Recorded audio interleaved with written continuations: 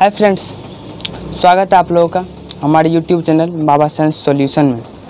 आज मैं आप लोगों के साथ क्लास 10th के केमिस्ट्री का लेक्चर 3 डिस्कस करने वाला हूं।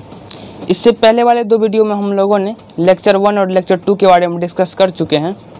तो वहाँ का जो लास्ट वीडियो था उसमें हम लोग पढ़े थे डिकम्पोजिशन रिएक्शन का डिफिनेशन। आज हम लोग पढ़ने वाले हैं डिकम्पोजिशन रिएक्शन के प्रॉपर्टीज़, यानी कि डिकम्पोजिशन रिएक्शन के क्या गुण होते हैं वो पढ़ने वाले हैं। तो चलिए आज देखते हैं। इसका गुण वही होगा फ्रेंड्स जो हम लोगों ने डिकम्पोजिशन रिएक्शन के परिभाषा में पढ़ा है और उसके एग्जाम्पल में देखा है, उसी से हम इसका गुण निकालेंगे। तो चलिए निकालते हैं। तो पहला हम लोगों ने क्या देखा था डिकम्पोजिशन रिएक्शन में कि इसमें जो है केवल एक पदार्थ टूटकर दो या दो से अधिक पदार्थों का निर्माण करता था। ठीक, तो चलिए इसका पहला गुण वहीं लिखते हैं। इसमें एक और केवल एक प्रतिकारक होता है, यानी कि इसमें एक और केवल एक प्रतिकारक होता है। ठीक, तो दूसरा गुण इसका क्या हो जाएगा, इसमें दो या दो से अधिक प्रतिफल होते हैं। हम लोगों ने क्या देखा था कि वियोजन अभिक्रिया में एक पदार्थ टूटकर दो या दो से अधिक प्रतिफल का निर्माण करता था। ठीक, तो इसमें क्या होगा, प्रतिफल की संख्या दो या दो से अधिक होगी, तो ये भी इसका गुण होगा। चलिए इन दोनों गुणों के बारे में हम लोगों ने पढ़ लिया। अब तीसरा गुण क्या होता है कि इसका प्रतिकारक केवल यौगिक होता है। अब देखिए, चूँकि डिकम्पोजिशन रिएक्शन यानी कि वियोजन अभिक्रिया जो है, इसमें जो है एक पदार्थ टूटकर दो या दो से अधिक पदार्थों का निर्माण करता है। तो ये एक पदार्थ होगा क्या, अगर मान के चलिए हम तत्व लेते हैं और तत्व अगर टूटेगा भी तो वो अपने छोटे छोटे कणों में टूटेगा, और अगर वो छोटे छोटे कणों में टूटा तो उसका तो गुण अलग नहीं होगा, क्योंकि जो तत्व का गुण रहेगा वही उसके छोटे छोटे कणों का गुण रहेगा। लेकिन केमिकल रिएक्शन तब माना जाता है जब पदार्थ टूट करके जो पदार्थ निर्माण हुआ उसका गुण चेंज कर जाए, यानी कि जो पहले वाला पदार्थ था वो रासायनिक अभिक्रिया के बाद वो पदार्थ ना रहे, उसमें उसका गुण ना रहे। तो इसके लिए हमें क्या लेना पड़ेगा प्रतिकारक में, यौगिक। अगर हम यौगिक लेते हैं तो यौगिक टूटेगा किस में, तत्वों में जब वो टूटेगा तो यौगिक का गुण और तत्व का गुण भिन्न हो जाएगा। इसी कारण इसका प्रतिकारक हम लोग क्या लेते हैं, यौगिक लेते हैं। तो क्या लिखेंगे, इसका प्रतिकारक केवल यौगिक होता है। चौथा नंबर, इसका प्रतिफल तत्व यौगिक या दोनों हो सकता है, यानी कि वियोजन अभिक्रिया के पश्चात जो हमें प्रतिफल प्राप्त होगा वो तत्व भी हो सकता है, यौगिक भी हो सकता है, या फिर दोनों भी हो सकता है। ठीक, अब चलिए हम लोग पढ़ते हैं 5वां नंबर, लास्ट इसका प्रॉपर्टीज। यह अभिक्रिया संयोजन अभिक्रिया के विपरीत होता है। ठीक, हम लोगों ने संयोजन अभिक्रिया के गुण में पढ़ा था कि संयोजन अभिक्रिया गुण में क्या पढ़ा था, यह अभिक्रिया वियोजन अभिक्रिया के ठीक विपरीत होता है। तो इसमें भी तो एक गुण कैरी करेगा ना उसका, कि यह अभिक्रिया संयोजन अभिक्रिया के विपरीत होता है, क्योंकि एक दूसरे का व्युत्क्रमानुपाती है ये दोनों। ठीक, तो इसका प्रॉपर्टीज हम लोग पढ़ लिए। अब हम लोग पढ़ेंगे डिकम्पोजिशन रिएक्शन के टाइप। तो आप लोग इसका स्क्रीनशॉट ले लीजिए या फिर कॉपी में नोट कर लीजिए। उसके बाद मैं स्टार्ट करता हूँ टाइप्स ऑफ डिकम्पोजिशन रिएक्शन। ले लीजिए।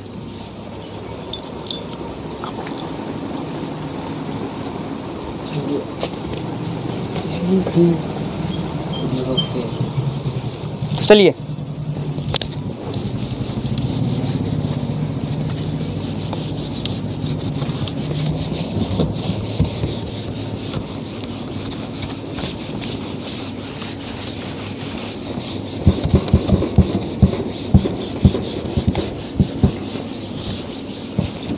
क्या पढ़ेंगे अब हम लोग,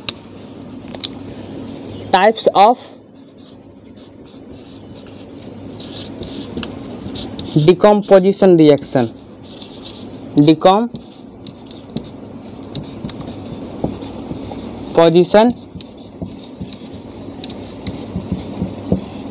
रिएक्शन, इसका क्या हो जाएगा हिंदी, वियोजन अभिक्रिया के प्रकार। ठीक, चलिए देखते हैं इसको हम लोग, क्या हो जाएगा इसका हिंदी, वियोजन अभिक्रिया के प्रकार। तो फ्रेंड्स, वियोजन अभिक्रिया में क्या होता है, पदार्थ के टूटने वाली क्रिया होती है। क्या होता है वियोजन अभिक्रिया में, पदार्थ के टूटने वाली क्रिया होती है। तो अगर हम वियोजन अभिक्रिया का टाइप बना रहे हैं तो पदार्थ जो टूट रहा है उसी के कारण के आधार पर ना बनाएंगे इसका टाइप। तो इसका टाइप किस कारण के आधार पर बनाएंगे, तो यहाँ पे लिखेंगे हम वियोजन के कारण के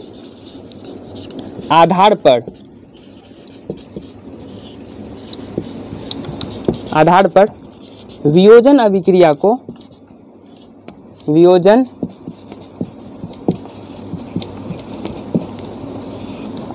को तीन भागों में बांटा गया है। तीन भागों में बांटा गया है।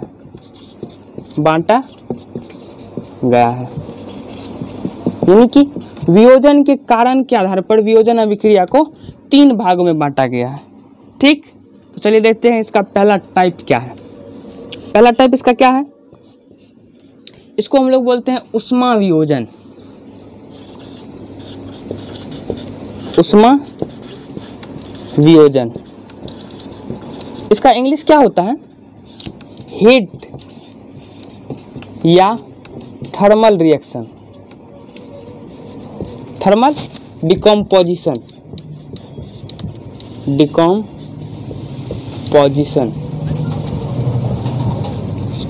हीट या थर्मल डिकम्पोजिशन। इसको हम लोग शॉर्ट में क्या बोलते हैं, थर्मोलाइसिस।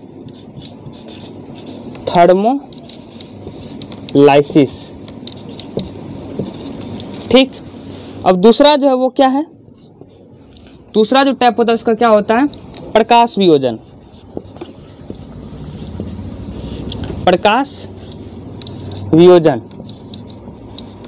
इसको हम लोग इंग्लिश में क्या बोलते हैं, फोटो केमिकल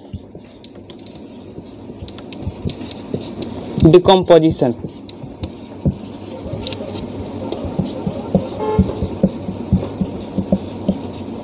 ठीक, और तीसरा जो इसका टाइप है वो है विद्युत विच्छेदन अभिक्रिया। विद्युत विच्छेदन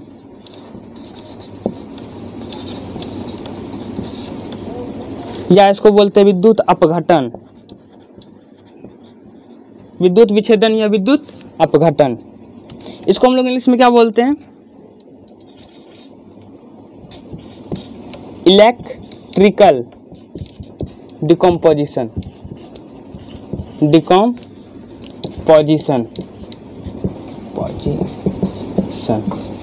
इसको हम लोग शॉर्ट में क्या बोलते हैं, इलेक्ट्रोलाइसिस। और इसको हम लोग शॉर्ट में क्या बोलते हैं, प्रकाश वियोजन को फोटोलाइसिस।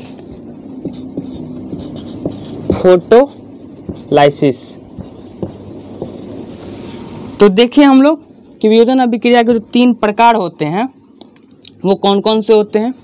अब आप लोग इसको कॉपी में नोट कीजिए या फिर स्क्रीनशॉट लीजिए। उसके बाद हम लोग इन तीनों के बारे में चर्चा करेंगे अच्छे से।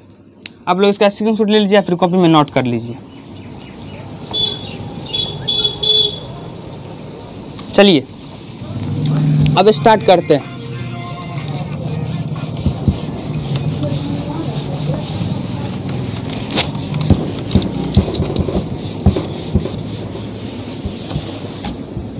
चलिए अब स्टार्ट करते हैं। पहला क्या था हम लोगों का, ऊष्मा वियोजन। क्या था, ऊष्मा वियोजन।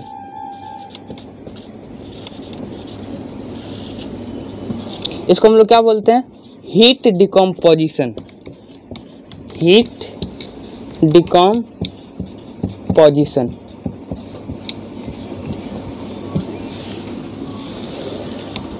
आप लोगों को याद होगा फ्रेंड्स, जब मैं डिकम्पोजिशन रिएक्शन पढ़ा रहा था तो उसमें बोला था कि इसमें पदार्थ को टूटने के लिए कोई शर्त होती है। तो वहीं एक शर्त हम बताए थे एक एग्जाम्पल देख करके कि जब CaCO3 को हीट दिया जाता है तो ये CaO + CO2 में टूट जाता है। तो क्या शर्त था, हीट देना। तो यहाँ पे हम क्या दे रहे हैं, ऊष्मा वियोजन। तो ये एक प्रकार का शर्त भी हो गया और अभिक्रिया का प्रकार भी है। तो इसको हम लोग कैसे परिभाषित करेंगे, आइए करते हैं। इसको लिखेंगे वह रासायनिक अभिक्रिया, वैसी रासायनिक अभिक्रिया, वैसी रासायनिक अभिक्रिया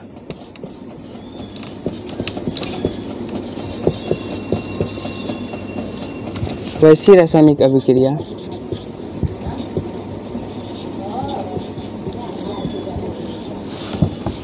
जिसमें एक और केवल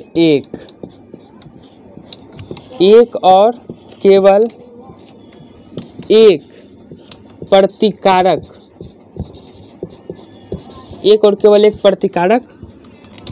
ऊष्मा के कारण टूटकर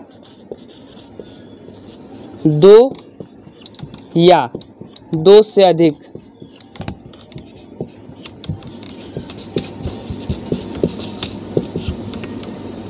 प्रतिफल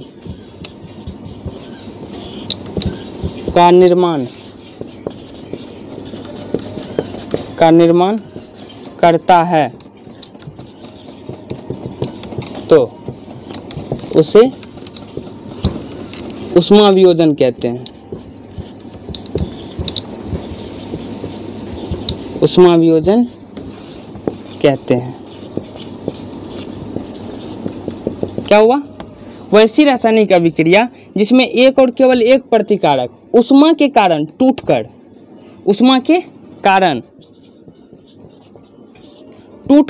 दो या दो से अधिक प्रतिफल का निर्माण करता है तो उसे हम लोग क्या कहते हैं, ऊष्मा वियोजन कहते हैं। यानी कि अगर कोई पदार्थ ऊष्मा के कारण टूट करके दो या दो से अधिक पदार्थों का निर्माण कर रहा है तो उसको हम लोग क्या कहेंगे, वियोजन, ऊष्मा वियोजन अभिक्रिया, जिसको हम लोग क्या कहते हैं इंग्लिश में, हीट या थर्मल डिकम्पोजिशन। तो चलिए इसका एग्जाम्पल देखते हैं, इसका एग्जाम्पल क्या हो सकता है। ठीक, चलिए एग्जाम्पल देखते हैं। जैसे CaCO3, इसको हम लोग सैम्बल बोलते हैं गर्म करने का, इसे पहले क्लास में मैंने बताया था। तो अगर इसको हम गर्म करेंगे तो क्या होगा, ये CaO प्लस CO2 में टूट जाएगा।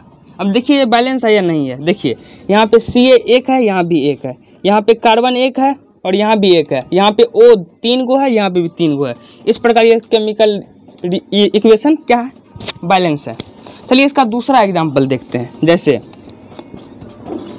FeSO4, इसको अगर हम हीट देंगे तो ये Fe2O3 plus SO2 plus SO3 में टूट जाएगा। ठीक, अब इसको अगर हम बैलेंस करेंगे तो चलिए देखते हैं। देखिए यहाँ पे Fe 2 गो है और यहाँ 1 है, तो इसको यहाँ पे 2 बनाने के लिए 2 लगा देते हैं। ठीक, अब यहाँ भी Fe 2 गो हो गया, यहाँ भी 2 गो। ठीक, अब देखिए O इस साइड कितना है, O यहाँ पे 4 गो है, इस साइड 3 2 5 नहीं, यहाँ पे 8 गो है, 4 दूनी 8 O2 है, तो यहाँ पे क्या होगा, 3 2 5 3 8, यहाँ भी 8 गो है। अब देखिए सल्फर इस साइड 1 है और इस साइड 2 है, सल्फर यहाँ 2 है पीछे में लगा हुआ, और यहाँ भी सल्फर 2 है। तो इस प्रकार ये केमिकल इक्वेशन क्या है, बैलेंस है। तो ये 2 एग्जाम्पल हम लोग का क्या हो गया, वियोजन अभिक्रिया का। आप लोग इसका स्क्रीनशॉट लीजिए या फिर इसे कॉपी में नोट कर लीजिए। तो मैं बताता हूँ अगले वाला अभिक्रिया, जो कि है हम लोग का क्या, प्रकाश वियोजन। लीजिए,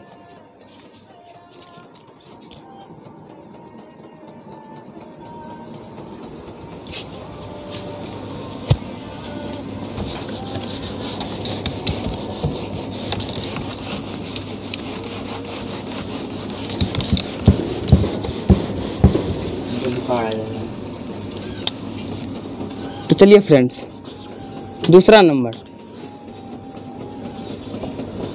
क्या है हम लोग का, प्रकाश वियोजन।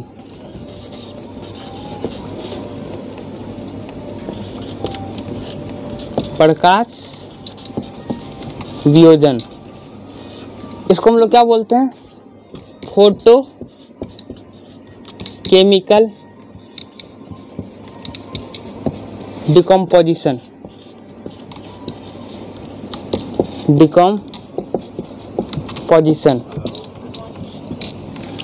इसमें भी सेम कंडीशन होगा फ्रेंड, जैसे उसमें हीट दे करके पदार्थ टूटता था, इसमें प्रकाश देंगे, यानी कि लाइट के प्रेजेंस में अगर कोई प्रकाश टूटेगा तो उसको हम लोग क्या कहेंगे, प्रकाश वियोजन कहेंगे। तो यहाँ पे शर्त क्या हो गया, लाइट।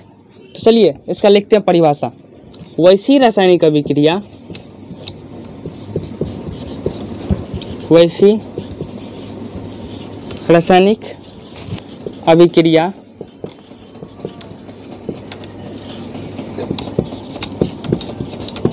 जिसमें एक और केवल एक प्रतिकारक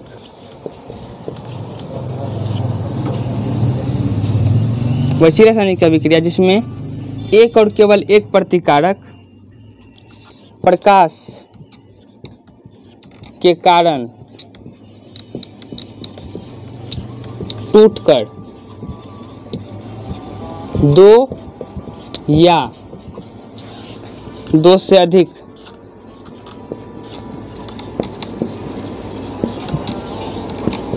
दो या दो से अधिक प्रतिफल का निर्माण करता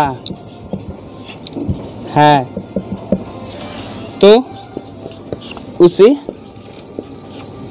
प्रकाश वियोजन कहते हैं। प्रकाश वियोजन कहते हैं, वियोजन कहते हैं।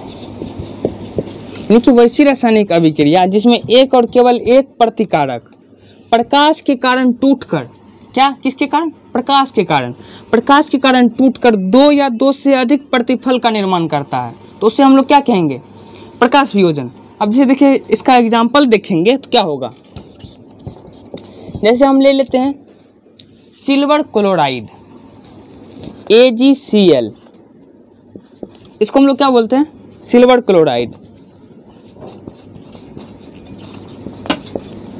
Silver chloride. अगर इसको हम लाइट दें,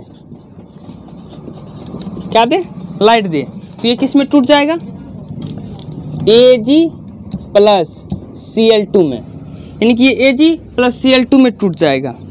ठीक, अगर ये AgCl2 में टूट गया तो इसको हम लोग क्या कहेंगे, प्रकाश वियोजन। किसके कारण टूटा है, लाइट के कारण टूटा है। चलिए फ्रेंड्स थोड़ा सा और जान लेते हैं कि AgCl का जो कलर होता है वो सफ़ेद होता है।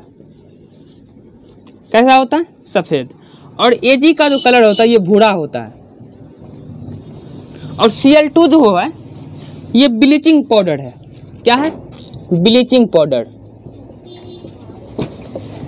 Bleaching powder. ये जो है विरंजक चूर्ण जैसा गंध वाला गैस होता है। ये विरंजक चूर्ण जैसा गंध वाला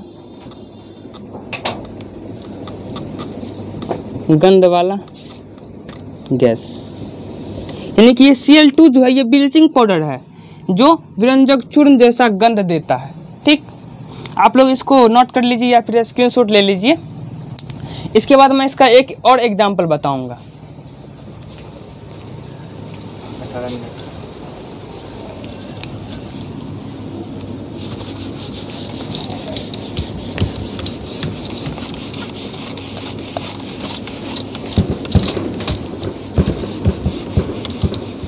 चलिए फ्रेंड्स देखते हैं प्रकाश वियोजन का दूसरा एग्जांपल। दूसरा एग्जांपल वो है AgBr। ठीक, इसको हम लोग क्या बोलते हैं, सिल्वर ब्रोमीड। क्या बोलते हैं इसको हम लोग, सिल्वर ब्रोमीड। अगर इसको हम लाइट दें, एक मिनट फ्रेंड्स, AgBr2, ये AgBr, AgBr2, AgBr2,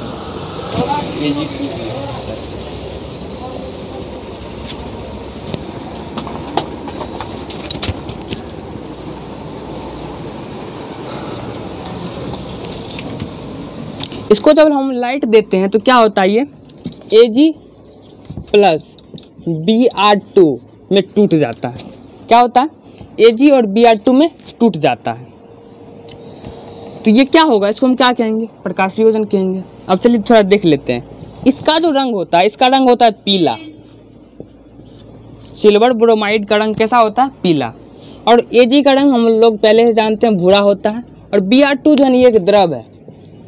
क्या है, द्रव है। तो इसको आप लोग नोट कीजिए। उसके बाद हम लोग पढ़ेंगे तीसरी प्रकार की अभिक्रिया।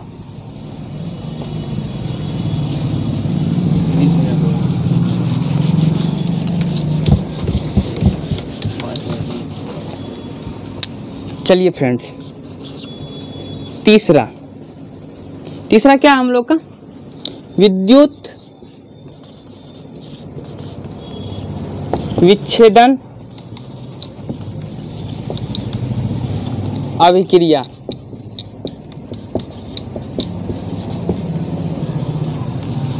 इसको इंग्लिश में हम लोग क्या बोलते हैं, इलेक्ट्रिकल डिकम्पोजिशन।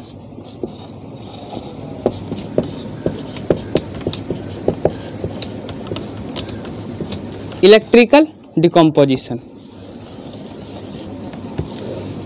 ठीक। तो चलिए देखते हैं। ठीक उसी प्रकार इसका भी परिभाषा होगा, जैसे हम लोगों ने पिछले 2 प्रकार का परिभाषा लिखा है। तो इसमें क्या लिखेंगे हम लोग, वैसी रासायनिक अभिक्रिया, वैसी रासायनिक अभिक्रिया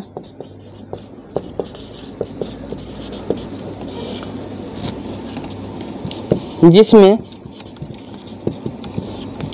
एक और केवल एक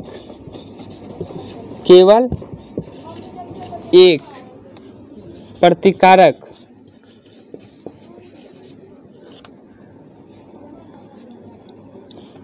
वैसी रासायनिक अभिक्रिया जिसमें एक और केवल एक प्रतिकारक विद्युत धारा के कारण टूटकर 2 या 2 से अधिक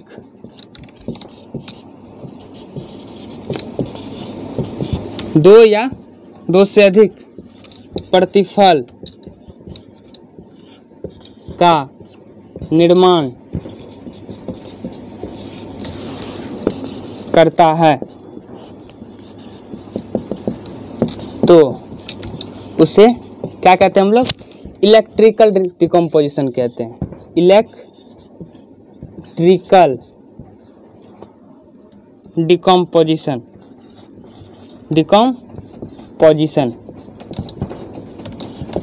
कहते हैं। क्या हुआ फ्रेंड्स, वैसी रासायनिक अभिक्रिया जिसमें एक और केवल एक प्रतिकारक विद्युत धारा के कारण टूटकर 2 या 2 से अधिक प्रतिफल का निर्माण करता है, तो उसे इलेक्ट्रिकल डिकम्पोजिशन कहते हैं। यानी कि जब एक और केवल एक पदार्थ विद्युत धारा के कारण टूट करके 2 या 2 से अधिक प्रतिफल का निर्माण करता है, तो उसे हम लोग क्या कहते हैं, विद्युत विच्छेदन अभिक्रिया। अब देखिए इसका एग्जाम्पल क्या होगा, इसका एग्जाम्पल होगा जैसे वाटर में जब हम लोग विद्युत धारा देते हैं,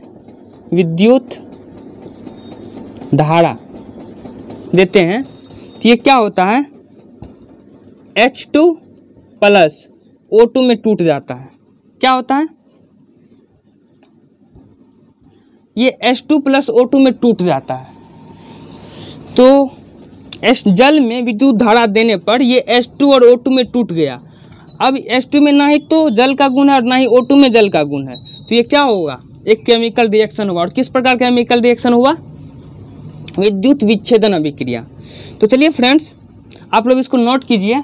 उसके बाद हम लोग पढ़ेंगे कि आखिर जल टूट करके H2 और O2 का निर्माण कैसे किया, इसके लिए एक प्रयोग का वर्णन करेंगे हम लोग। चलिए इसको आप लोग नोट कीजिए।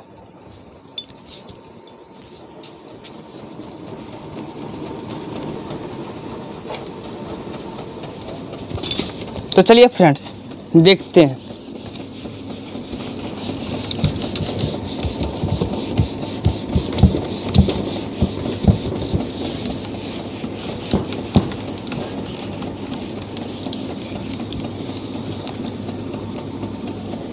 अब हम लोग इस प्रयोग का वर्णन करेंगे कि H2O का जो है ये जो वियोजित होता है यानी कि टूटता है तो H2 और O2 का निर्माण करता है। इसी के बारे में अभी हम लोग चर्चा करेंगे। तो चलिए देखते हैं।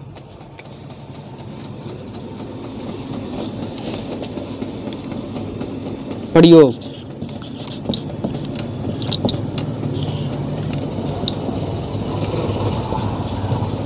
प्रयोग का नाम क्या हो जाएगा?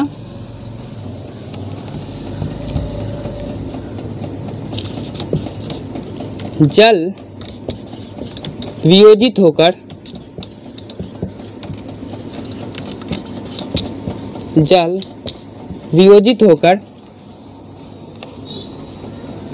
H2 एवं O2 का निर्माण करता है।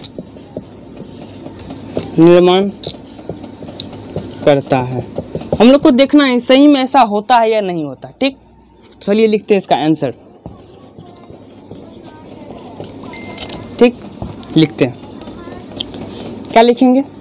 देखिए, जब एक विद्युत अपघटनी सेल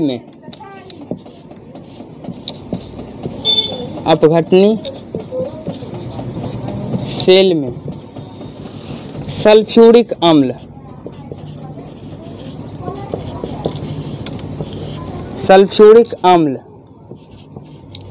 इसको हम लोग क्या बोलते हैं? H2SO4। सल्फ्यूरिक अम्ल मिला हुआ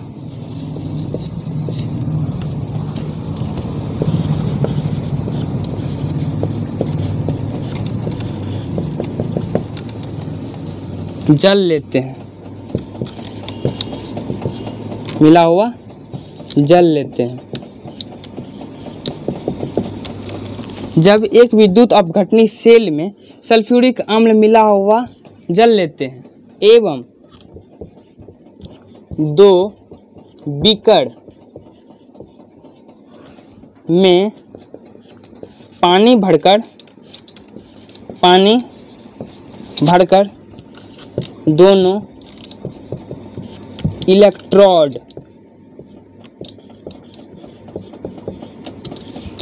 के ऊपर पलट देते हैं।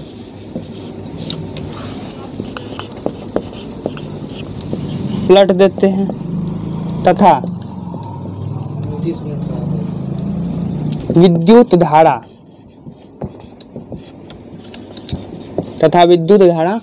प्रवाहित करते हैं।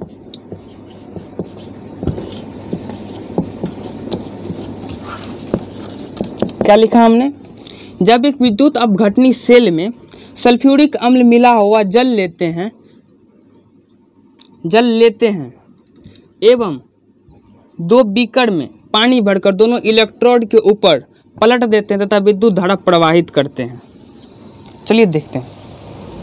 क्या लिखा हमने कि एक विद्युत अपघटनी सेल लिए जिसमें कि हम क्या किए, सल्फ्यूरिक अम्ल भी डाल दिए और जल भी डाल दिए, तो दोनों का मिक्सिंग उसमें डाल दिए और उसमें हम क्या किए, उसका जो दोनों इलेक्ट्रोड था, एक पॉजिटिव और एक निगेटिव, उस पर क्या किए,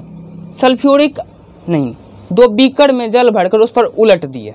ठीक, उस पर जैसे ही उलट दिए और उसके बाद हम लोग क्या किए, विद्युत धारा प्रवाहित कर दिए। तो क्या हुआ? तो चलिए इसका फिगर पहले देख लेते हैं हम लोग, उसके बाद इसका अवलोकन देखेंगे कि क्या क्या प्राप्त हुआ। चलिए इसका फिगर देखते हैं। क्वेश्चन आप लोग नोट कर लीजिए, इसको भी नोट कर लीजिए। इससे आगे मैं फिगर बना रहा हूँ, नोट कर लीजिए।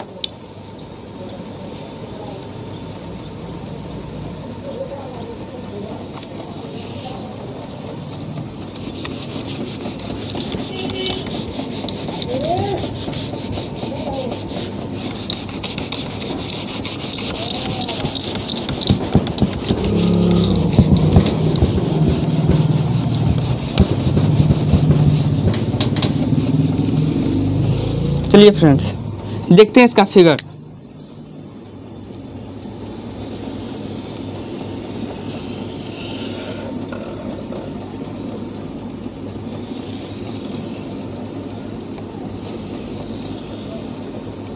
ठीक,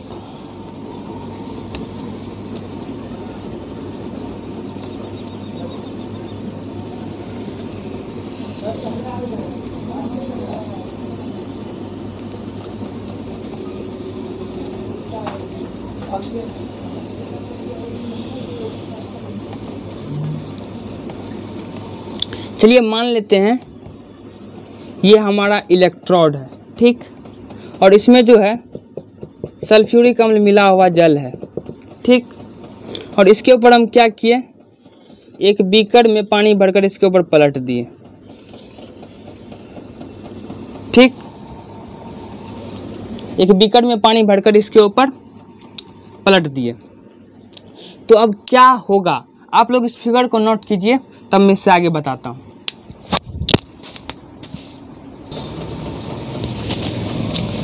फिगर उतार लिए, देखिए ये हमारा कौन सा इलेक्ट्रोड है, प्लस वाला, और ये कौन सा है, माइनस वाला। अब देखिए ये प्रयोग तो भी हम कर नहीं रहे हैं, लेकिन इस प्रयोग जो हुआ है उसी का वर्णन कर रहे हैं, ठीक। तो अब देखते हैं इससे अवलोकन हमें क्या प्राप्त होता है, ठीक। आप लोग इस फिगर को नोट कर लीजिए, नहीं इस फिगर का जरूरी है, हम यहाँ पे लिख देते हैं अवलोकन।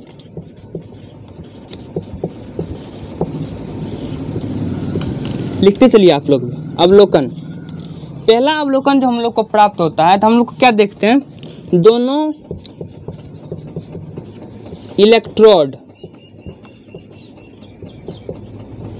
पर बुलबुले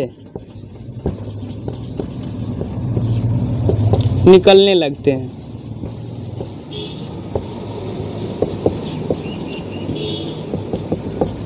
क्या देखा हम लोगों ने, दोनों इलेक्ट्रोड पर बुलबुले निकलने लगते हैं। दूसरा, ऋणोद पर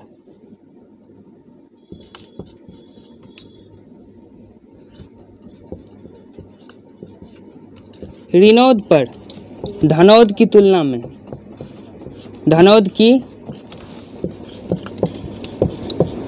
में बुलबुला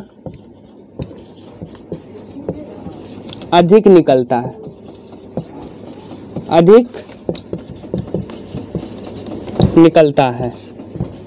दूसरा क्या देखा हम लोगों ने, ऋणोद पर धनोद की तुलना में बुलबुला अधिक निकलता। तीसरा, प्रखनली के जल का अधोमुखी यानी कि नीचे की ओर विस्थापन होता है, यानी कि नीचे की ओर प्रखनली का जल जाता है। प्रखनली के जल का अधोमुखी विस्थापन होता है, अधोमुखी विस्थापन होता है, ठीक। तो 3 अवलोकन हम लोगों ने प्राप्त किया। क्या क्या, पहला दोनों इलेक्ट्रोड पर बुलबुले निकलने लगते हैं, दूसरा ऋणोद पर, ये जो ऋणोद है इस पर धनोद की तुलना में बुलबुला क्या होता है, अधिक निकलता है। प्रखनली के जल का अधोमुखी विस्थापन होता है, ठीक। तो अब ये अवलोकन हम देखें, अब निष्कर्ष निकालते हैं क्या होता है, ठीक। तो देखिए फ्रेंड, मैं पहले समझा देता हूँ, उसके बाद लिखा दूंगा कि ये ऋणोद वाला जो है, इस पर जो बुलबुला बनता है तो उससे गैस निकलता है, बुलबुला जो बनता है उससे गैस निकलता है। तो ये इस पर जितना मान के चलिए गैस निकला, उससे 2 गुना यहाँ पे गैस निकलता है, ठीक। तो इन गैस के नज़दीक जब हम माचिस की तिल्ली ले जाते हैं तो ये गैस जो है पॉप ध्वनि के साथ जलने लगता है। अगर ये पॉप ध्वनि के साथ जल रहा है तो इसको हम कौन सा गैस कहेंगे, ऐसा गुण सिर्फ एक गैस का है, वो है हाइड्रोजन गैस, जो कि पॉप ध्वनि के साथ जलता है, इसको हम लोग क्या कहेंगे, हाइड्रोजन। और यहाँ पर जो धनोद पर जो बुलबुला बना है, यहाँ पर जो गैस निकला है, इसके निकट जब माचिस की तिल्ली ले जाते हैं तो क्या होता है, माचिस की तिल्ली और तेज़ी से जलने लगता है। तो ऑक्सीजन ही एक ऐसा गैस है जो दहन में क्या करता है, हमारी सहायता करता है। तो इस पे कौन सा गैस हो जाएगा, ऑक्सीजन। ठीक। अब फ्रेंड्स एक बात जान लीजिए कि आखिर H2 ये कि ऋणोद प्रधानोद की तुलना में बुलबुला अधिक क्यों बना, क्योंकि यहाँ पे हाइड्रोजन का परमाणु है और हाइड्रोजन का 2 परमाणु ऑक्सीजन के 1 परमाणु से संयोग क्या हुआ रहता है। अब चूंकि यहाँ पे परमाणुओं की संख्या ज़्यादा है, इसी कारण यहाँ पे बुलबुला अधिक निकला। अब हाइड्रोजन जो है ऋणोद पर आकर ही क्यों बुलबुला निकला, हाइड्रोजन ऋणोद पर ही क्यों आया, इसका भी कारण है कि ऋणोद जो है वो क्या होता है, माइनस होता है और हाइड्रोजन पर प्लस चार्ज होता है। ठीक, जिसके कारण हाइड्रोजन किस पे आया, ये ऋणोद पे आया। इसके बारे में और डिटेल से हम लोग किस में पढ़ेंगे, धातु और अधातु चैप्टर में पढ़ेंगे। वहाँ पर जानेंगे कि आखिर H2 जो है इस पर क्यों आया, कैसे आया, इसके बारे में पढ़ेंगे। आप लोग इसको नोट कीजिए, उसके बाद हम लोग निष्कर्ष पे चलते हैं। नोट कीजिए।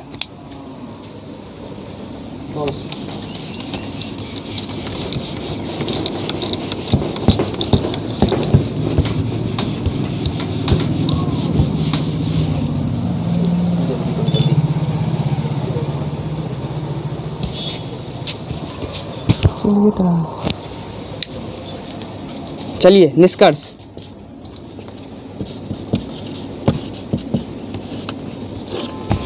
अब देखिए, चूंकि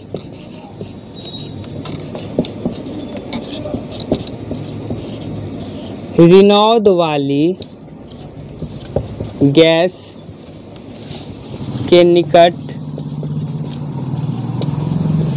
माचिस की जलती हुई तिल्ली ले जाने पर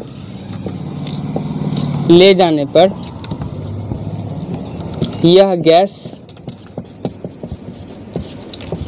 पॉप ध्वनि के साथ जलता है, पॉप ध्वनि के साथ जलता है। यानी कि चूंकि ऋणोद वाली गैस के निकट माचिस की जलती हुई तिल्ली ले जाने पर यह गैस पॉप ध्वनि के साथ जलता है। तो इसको हम लोग क्या कहेंगे, इसलिए यह हाइड्रोजन यानी कि H2 गैस है, H2 गैस है। ठीक। दूसरा, धनोद वाली प्रखनली का गैस माचिस की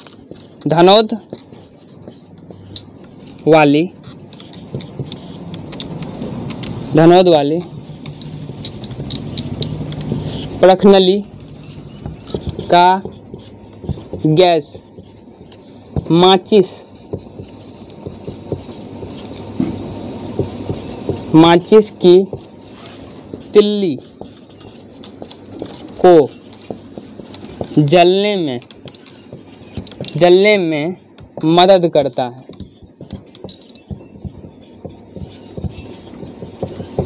मदद करता है। इसलिए यह O2 गैस है, यानी कि ऑक्सीजन गैस है, इसलिए ये O2 गैस है। अब देखिए फ्रेंड्स, चूंकि ऋणोद वाली गैस के निकट माचिस की जलती हुई तिल्ली ले जाने पर यह पॉप ध्वनि के साथ जलता है, इसलिए यह H2 गैस है। तथा धनोद वाली प्रखनली का गैस माचिस की तिल्ली को जलने में मदद करता है, इसलिए यह O2 गैस है। यानी कि O2 क्या होता है, धनोद क्या होता है, दहन का पोषक होता है। इसी कारण ये माचिस की तिल्ली को जलने में मदद किया। तो इस कारण से हम पहचान पाए कि ये O2 गैस है। और H2 गैस पॉप ध्वनि के साथ जलता है और ऋणोद वाली गैस भी पॉप ध्वनि के साथ जला, इससे हम लोग पहचान गए कि ये क्या है, H2 गैस है। तो आप लोग इसको नोट कर लीजिए, हम हटते हैं। तो जिन फ्रेंड्स को ये वीडियो पसंद आया हो वो इस वीडियो को लाइक कीजिएगा, और जो हमारे चैनल पे नए आए हुए हैं वो प्लीज़ चैनल को सब्सक्राइब कर दीजिएगा और अपने फ्रेंड्स में शेयर कीजिएगा, ताकि उनको भी पता चल सके और वो भी पढ़ सकें। आप लोग इसको नोट कर लीजिए। आज के लिए थैंक्स।